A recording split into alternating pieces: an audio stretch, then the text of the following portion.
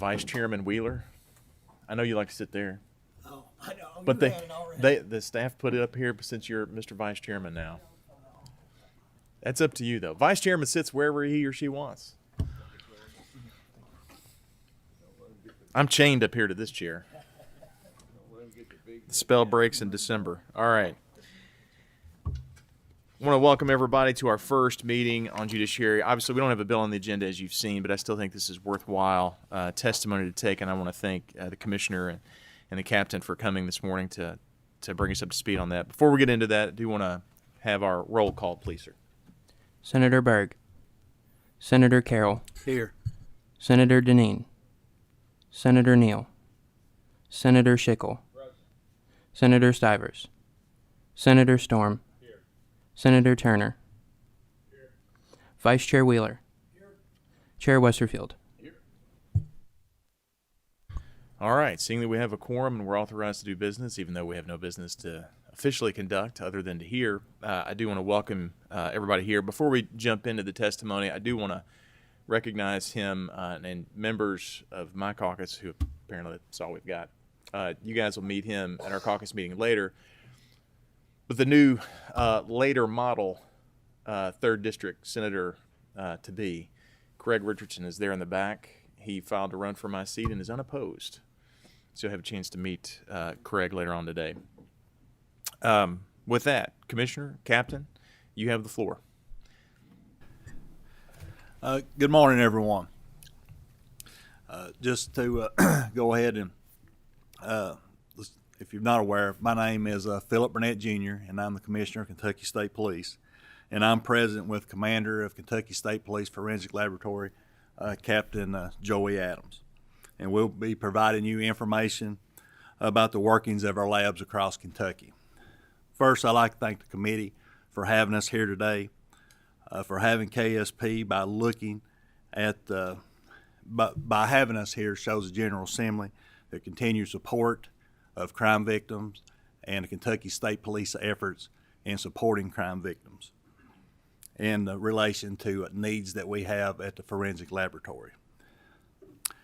Kentucky State Police is dedicated to public safety and throughout the Commonwealth, and ensuring that victims and survivors of crime achieve a sense of justice, security, and or healing.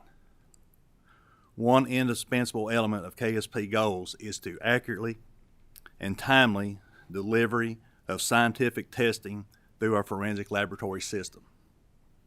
With our commitment to quality, integrity, and scientific rigor, the Kentucky State Police Forensic Laboratory System is a vital resource for the state's law enforcement agencies and communities they serve.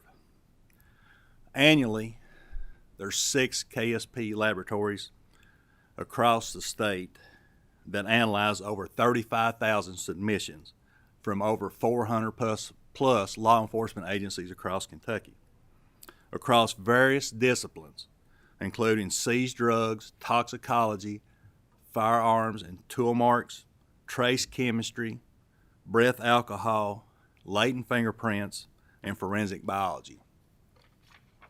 They encompass the Eastern Lab, which is in Ashland, the Jefferson Lab, which is in Louisville, the Northern Lab, which is in Cold Spring, Western Lab is in Madisonville, Southeastern Lab in London, and our largest, which is a Central Lab here in Frankfort. Currently, the only lab that does DNA testing is the Central Lab here in Frankfort. And the reason for that is where all of our DNA equipment is housed. Our KSP laboratories continue to strive towards providing the most efficient return of laboratory testing results while maintaining the highest quality standards. In 2023, the seized drug and toxicology sections tested more than 30,000 submissions with average turnaround times less than 60 days. The firearms and tool marks and trace chemistry sections tested more than 800 submissions with average turnaround times of less than 6 months.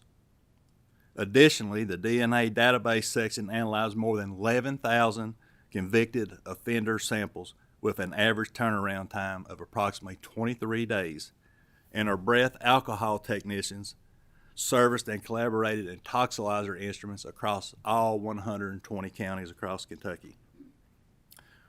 One area we continue to direct specific focus on is forensic biology and DNA testing. The forensic biology section perform analysis on a wide range of cases, including evidence in homicide, sexual assault, robbery, burglary, and other investigations. In 2023, the forensic biology section completed testing on more than 1,700 submissions. The average turnaround time for biology evidence in violent crimes other than sexual assault was approximately 9 months by the end of 2023. The average turnaround time for biology evidence in property crimes was approximately 6 months. One component of sexual assault investigations is the Sexual Assault Forensic Evidence Kit, which most know as a SAFE kit. In 2016, the legislature passed Senate Bill 63, which specified specific requirements for the collection, tracking, and testing of SAFE kits. The SAFE Kit Act, or the SAFE Act, was an important and necessary piece of legislation that helps victims find justice and puts perpetrators behind bars. Victims and survivors deserve their evidence to be processed in a timely manner and professional manner. And the KSP lab takes this work with great seriousness. Over the past 7 years, the Kentucky State Police has worked diligently to improve the efficiency of SAFE kit testing.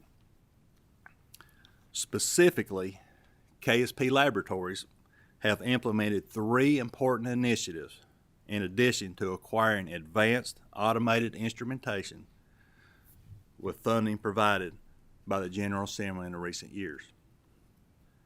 In 2020, the laboratories restructured biology, the section, to create a team solely dedicated to sexual assault kit testing. Creating this specific team allows members to concentrate on a single case type and focus all of their efforts there. In 2022, the laboratories completed a Lean Six Sigma analysis of the casework processes in the forensic biology section. Lean Six Sigma is a technique pioneered by Toyota that combines the principles of waste reduction and defect reduction to create a comprehensive approach for improving process performance, reducing cost, and enhancing customer satisfaction. It is a widely used technique in various industries to streamline operations and enhance overall quality. Lastly, KSP labs have fully implemented a new what's called direct-to-DNA process that capitalizes on the enormous technological advances in DNA over the past 2 decades to streamline workflows and provide DNA results on the most probative evidence in significantly decreased time. Direct-to-DNA uses the same DNA comparison technologies as is currently being used in our laboratory, but eliminates the serology screening step. This means that samples from sexual assault kits go directly to DNA profile generation and comparison without waiting for the serological analysis that determines the body fluid present or fluids. The end results are reduced forensic biology backlogs and faster DNA results to criminal justice stakeholders. Direct-to-DNA was highlighted as an important national recommendation in the report, National Best Practices for Improving DNA Laboratory Process Efficiency, that was created by the National Institute of Justice. As of April the 1st of 2023, the new direct-to-DNA process is fully online within KSP, and we are pleased to report that we are already seeing progress. As a result of these initiatives within our laboratory section, the average turnaround time for full DNA testing in safe kits has dropped from 18 months in 2021 to 15 months in 2022 to 13 months by the end of 2023. While we have made significant strides in lowering the caseload for safe kits and improving turnaround efficiency, challenges remain that make it difficult to reach the timeline set forth in Senate Bill 63. By far, our biggest challenges are that the increased capacity of safe kits and maintaining qualified personnel to be able to analyze those.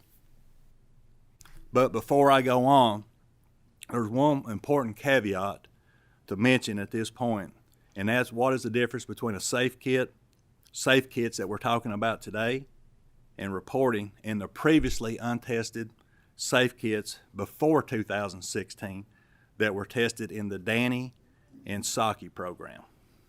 Those were approximately 4,700, and those have all been tested except for approximately 30. And the reason why those 30 is because we're looking at some additional testing to be able to go forward with some more investigative processes on those particular cases. So now I'll talk about increased capacity. The forensic biology section has more than doubled the number of safe kits it processes in a year, from 400 in 2016 to more than 1,000 in 2023. At the same time, safe kit intake has also doubled from 479 in 2016 to 882 in 2023. In 3 of the last 4 years, the laboratory has worked more safe kits than what has been submitted across Kentucky. We simply have such a caseload of pending kits that is difficult to catch up. With our improved efforts, and if the prior caseloads did not exist, we could take a new safe kit that was brought in, and we could have that analyzed in between 4 and 6 weeks. That would be within the guidelines. The efforts of our process improvements have clearly been effective, but we do not have the number of trained staff to make substantial strides in the previous caseload. While we are grateful for the financial support of the legislature and administration in previous years, particularly the salary increases for our staff in 2021, we continue to struggle to hire and retain staff in all areas of the laboratory. The laboratory continues to hire employees and lose them to higher paying jobs, either during or shortly after their training. In 2016, we calculate that the agency has spent approximately $1.4 million in salaries training staff that have left before ever working a real case. In 2023, the forensic biology section operated at no more than 58% of case working capacity in any time during the year due to vacancies in analyst in training. Currently, we have 4 vacancies in that section. We have 6 on top of that are in training, and we also have 2 on maternity leave. In fact, since we started tracking casework capacity in 2021, the forensic biology section has never operated at higher than 70% capacity. In April of 2021, the laboratory hired 5 new biologists, and all positions in a biology section were filled. By April of 2022, there were again 5 vacancies, again due to departures. At no time since Senate Bill 63 was passed, that included funding for 10 new positions, have those 10 positions been full and working cases. Every vacancy affects the caseload, and the time required to complete such cases, thus affecting the victim, prosecutor, and law enforcement.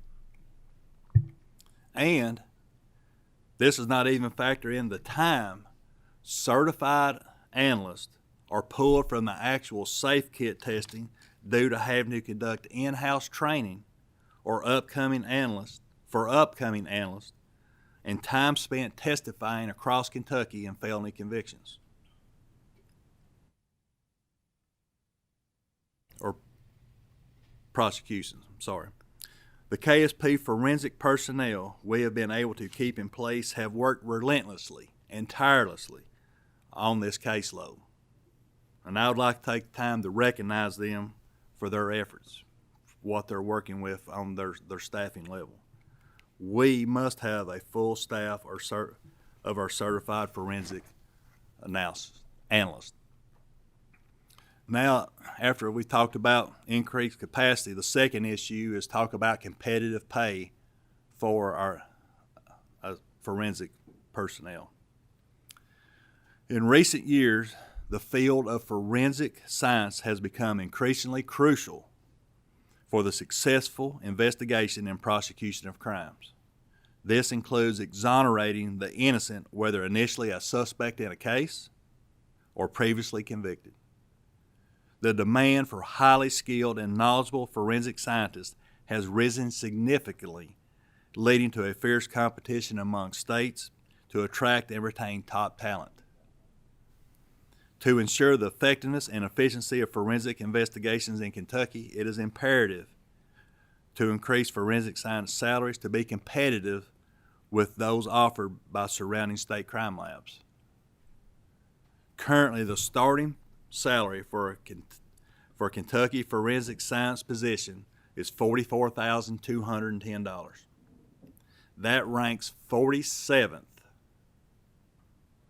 in the nation for pay in surrounding states. Some of those are close to a $20,000 differential in salaries. By offering competitive salaries on par with neighboring state crime labs, Kentucky can attract highly qualified forensic scientists who might otherwise be enticed by better salaries elsewhere. Increasing the salary range will enable the state to tap into a larger pool of applicants and ensure that the most skilled and experienced professionals are recruited. Certain specialized areas within forensic science, such as DNA analysis or digital forensics, require extensive training and expertise.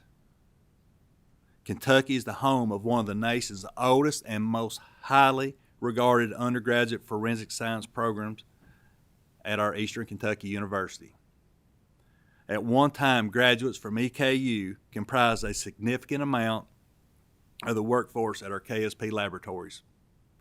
Today, Kentucky students attend school at EKU and leave the state for better paying forensic jobs elsewhere. By offering competitive salaries, Kentucky can retain top in-state talent, entice specialists in their field from out of state, and ensure the availability of critical skills necessary for solving complex cases. One of the largest concerns also is the turnover of our trained analysts. Entry-level college students are hired for forensic positions in the Kentucky State Police labs.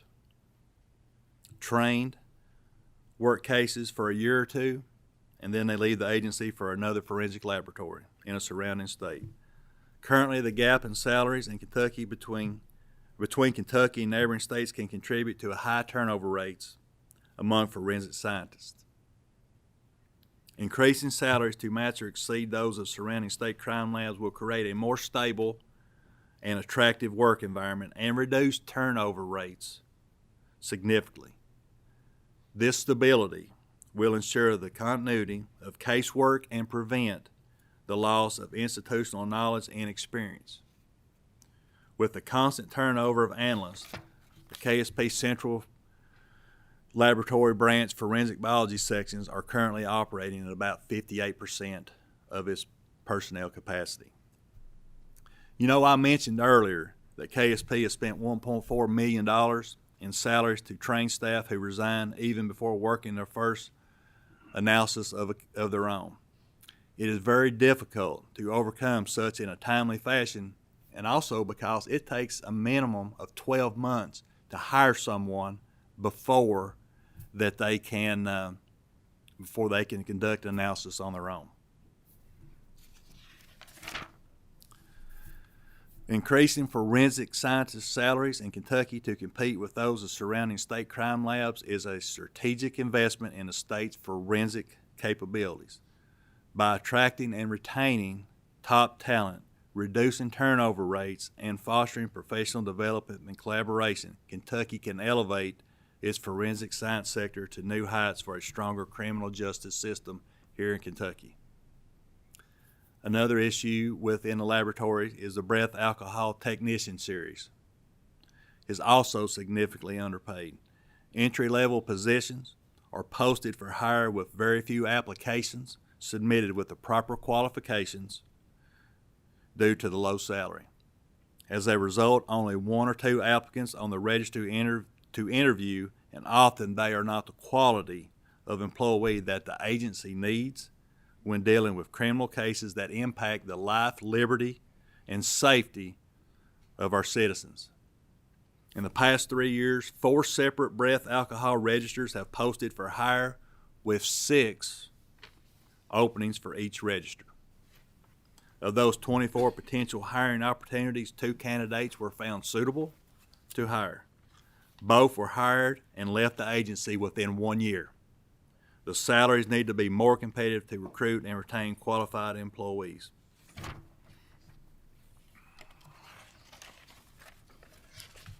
In closing, KSP is committed to helping victims and survivors in their paths towards security, healing, and justice.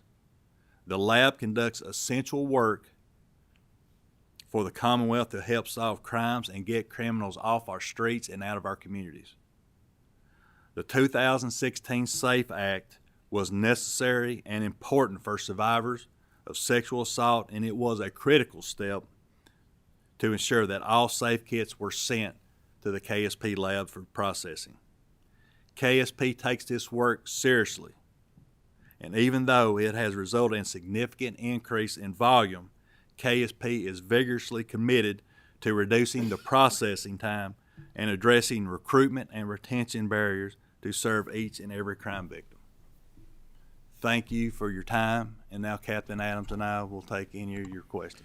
Commissioner, thank you. I appreciate that. We do have a couple of questions, and I've got some I'm going to start with. The statute also requires that the evidence be collected within 5 days. Is KSP seeing that from the participating 400-plus agencies around the state, or is that time longer than 5 days?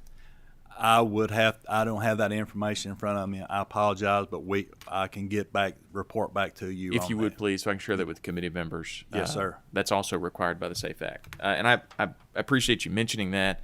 It passed unanimously in both chambers back in 2016, and it was a big change. It also gave the Justice Cabinet Secretary the authority to skip the typical statutory process for acquiring new equipment if that was necessary. Do you know if that's been utilized by state police since 2016?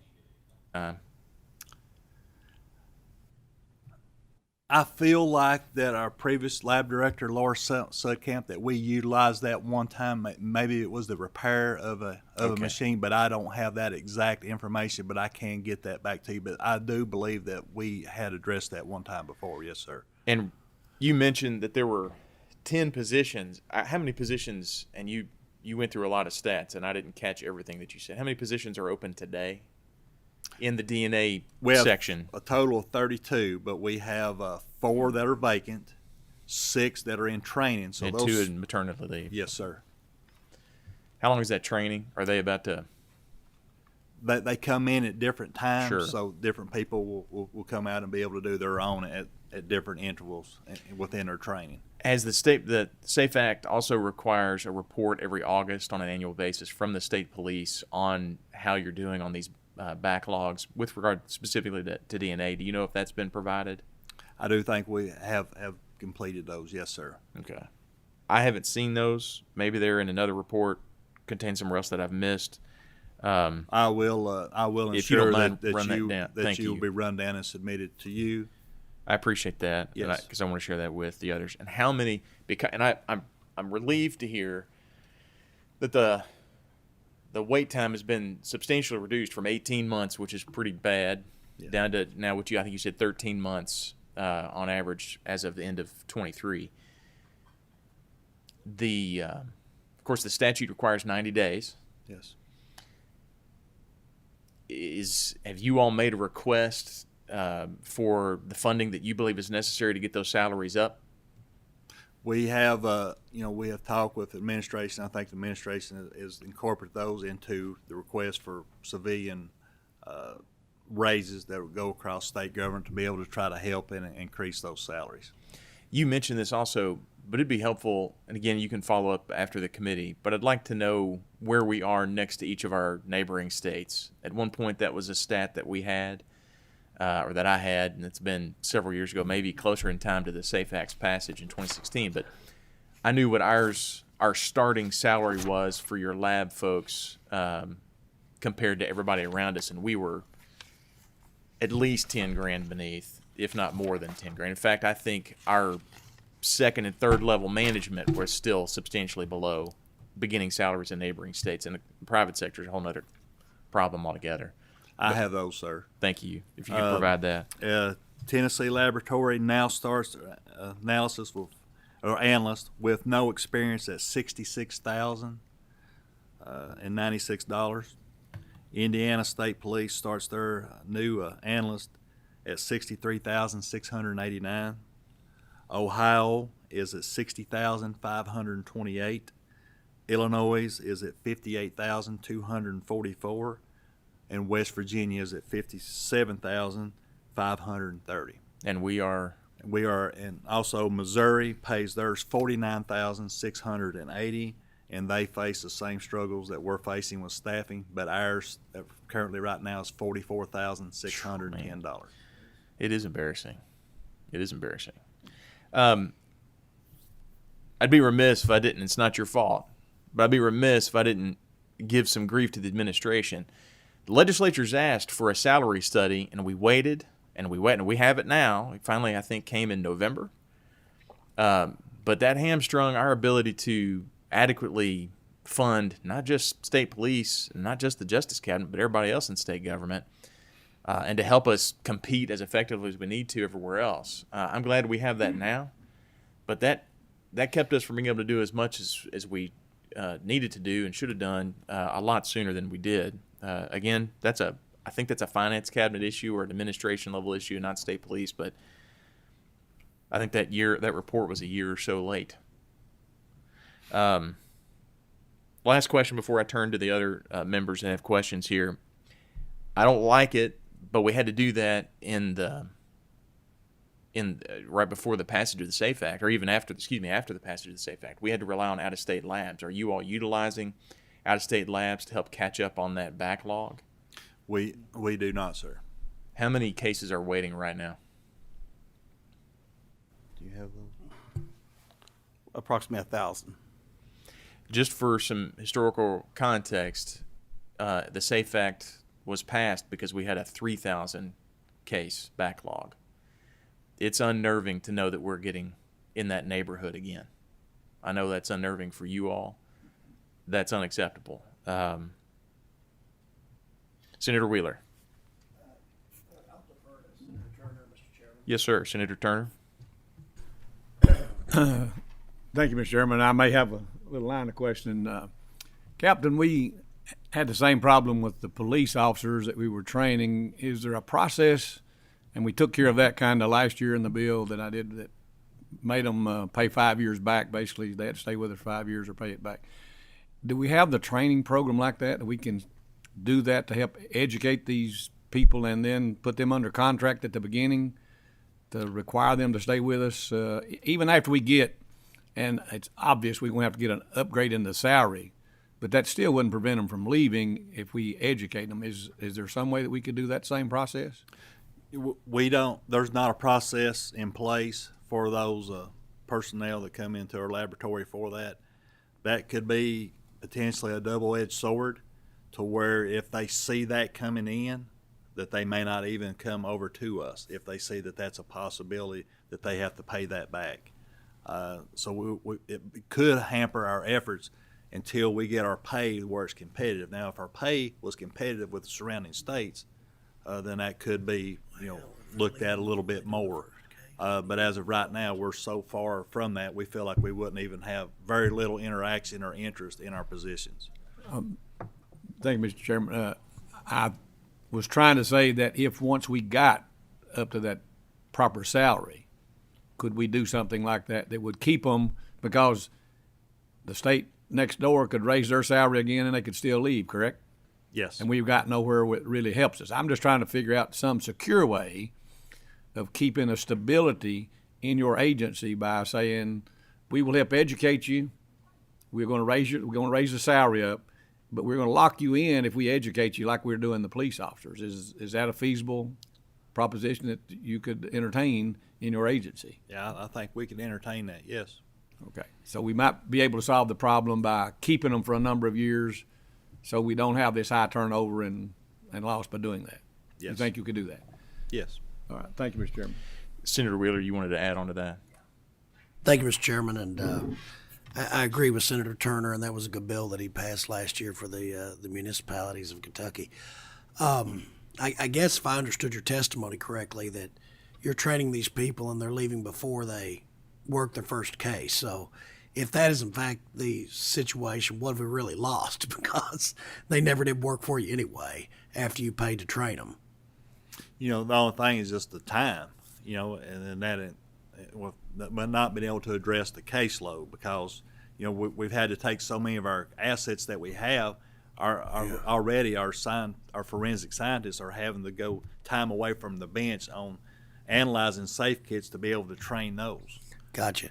And I agree. I think salaries are a major problem in state government. I mean, and even salary parity. I've gotten a lot of complaints in my district from folks that have been with the state for years, trained engineers like in the highway department, and yet new hires are being hired on at a higher salary than they are, which is clearly creating some friction in various agencies. So I think it's definitely something we have to take a look at, and but I appreciate the insight that you brought here today, and I sincerely do appreciate the work that you all are doing to do this important job. Thank you. Thank you, Senator Wheeler. Thank you. Thank you, Senator. I'm going to call on Senator Deneen, but first I do want to mention it's in the SART AC report, which we are getting. It's the very first thing mentioned, so I'm looking at that now from July of 23. Senator Deneen. Thank you, Mr. Chairman. Our troopers right now, do they have a non-compete clause when they're hired? With the legislation that's passed, we will be instituting that as well. Okay. And my I guess along the lines of Senator Turner and Senator Wheeler's thought pattern here is we're investing Commonwealth dollars into training not only our troopers but all of those associated with KSP, and especially in your crime labs, where I know from a personal visit to the KSP headquarters this summer, I do want to thank you for that. It was eye-opening, and it's also eye-opening how quick we are losing those people after training, and we're investing Commonwealth dollars in their training. And I understand it's a double-edged sword, but I also understand that troopers are still troopers, even though they sign that non-compete clause when they get trained at the island. So I would be in favor of Senator Turner's and Wheeler's lines of looking for ways to have a non-compete clause for those people that we're investing over a year's worth of training into. And I would also be in favor of incentivizing that training. But I agree, we do have to get those salaries up to competitive wages.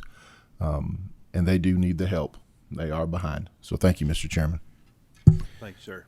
Senator Carroll. Thank you, Mr. Chairman. Commissioner, thank you for being here. Captain, Joey, it's good to see you. Commissioner, and I agree with the idea, but obviously first you have to get the salaries competitive. And Have you all been able to compile the numbers and maybe get the average salary for the surrounding states and apply that to the number of staff and exactly what that would cost, so we would have a number for your baseline budget that would cover that?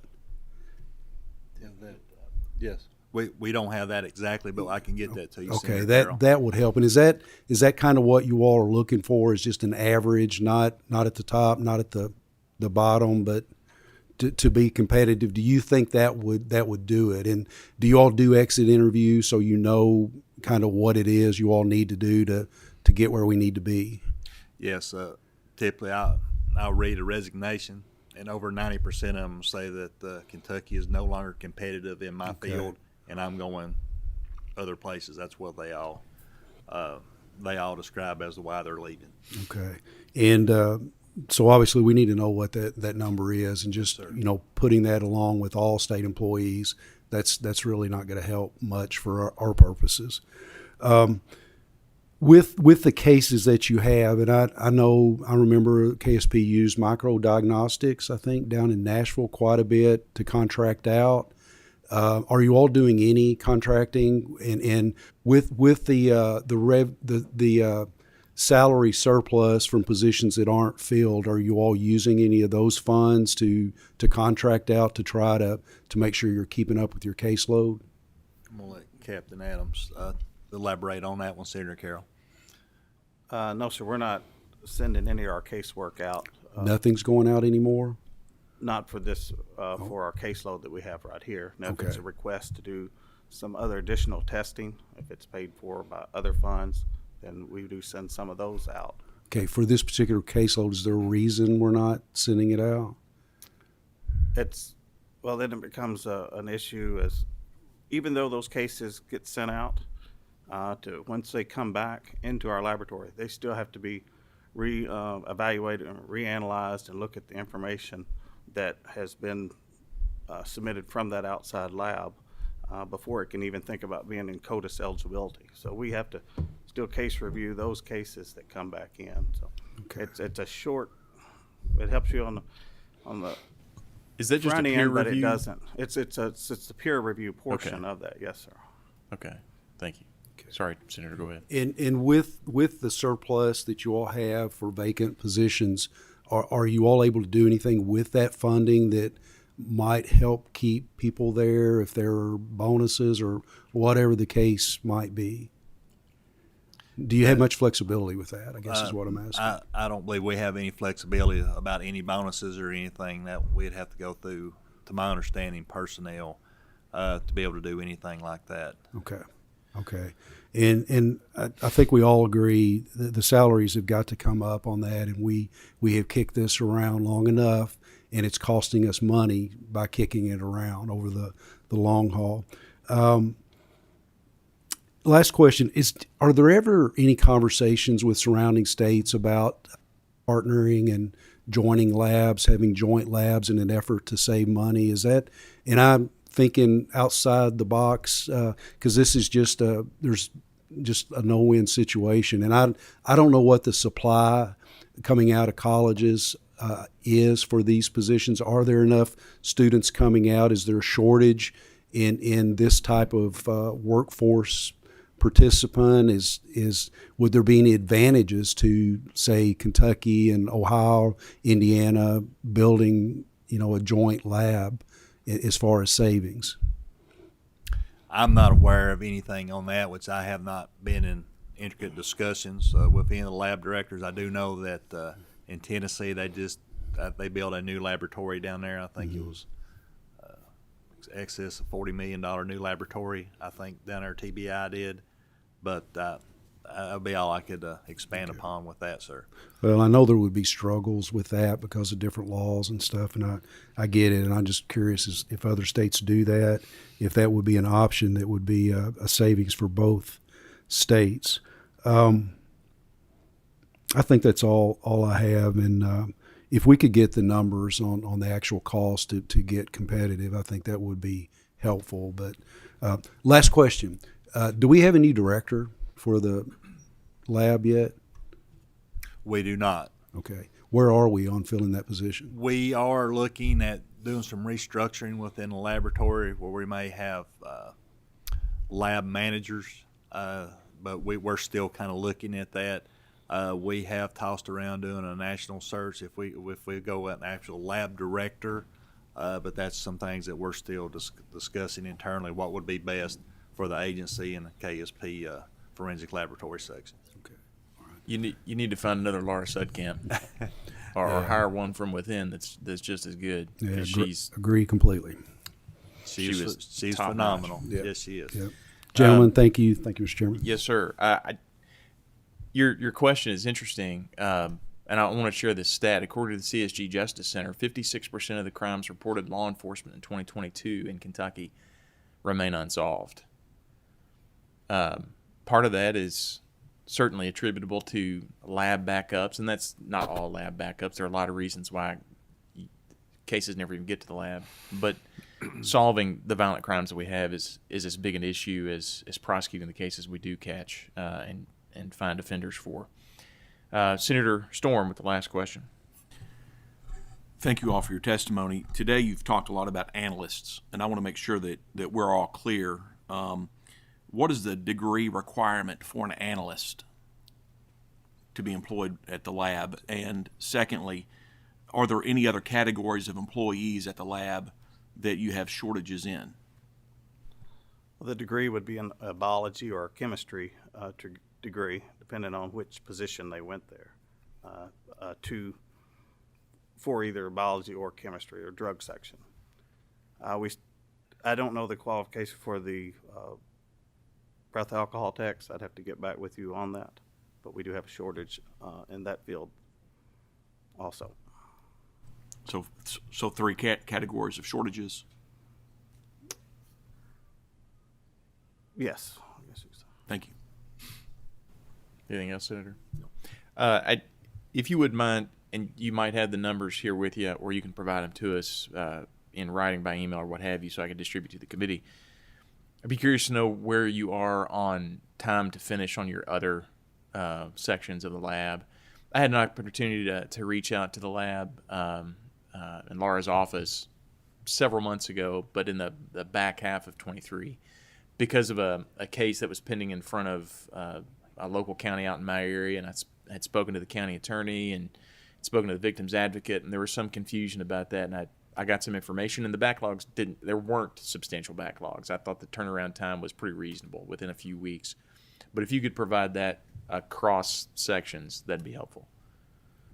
Yes. I appreciate that. Yes. And I'm not aware of any other statutes affecting the turnaround times on those other sections. There's obviously the focus on DNA because of the 3,000 case backlog. But just for the benefit of the committee, as we consider salary and other resource needs for the agency, that'd be helpful to have. Members, any other questions? All right. This might be the last committee that we have without a bill, at least for the foreseeable future. So I appreciate it. Commissioner, Captain, thank you both for making the time to be with us this morning. Seeing no further business, we are adjourned. Thank you.